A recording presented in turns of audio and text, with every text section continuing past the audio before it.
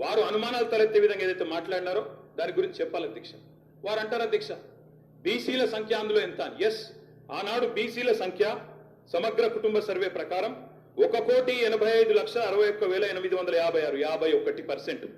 51% బీసీలు ప్లస్ అది కాకుండా ముస్లిం సామాజిక వర్గంలో ఉండే బీసీలను కూడా కలుపుకుంటే 10%.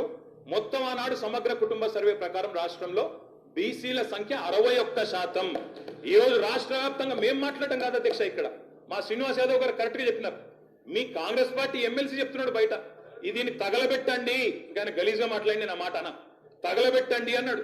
దీన్ని తగలబెట్టండి, ఈ నివేదికలు తప్పుల తడక అని కాంగ్రెస్ పార్టీ ఎమ్మెల్సీ చెప్తున్నాడు, మేం కాదు. రాష్ట్ర వ్యాప్తంగా బలహీన వర్గాల సంఘాలు చెప్తున్నాయి. ఏమని చెప్తున్నాయి అధ్యక్ష?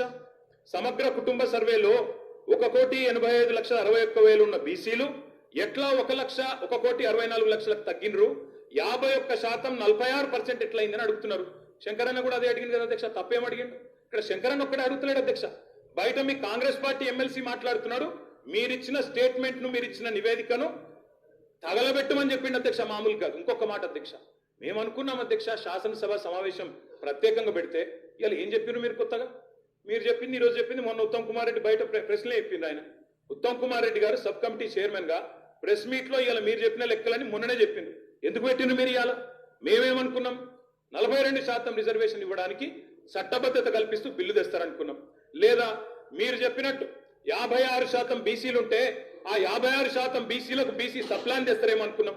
ఏమీ లేకుండా ఇలా వచ్చి ఒక స్టేట్మెంట్ ఇక్కడ పెట్టి ఏదో సాధించడం ఇది చరిత్ర అంటే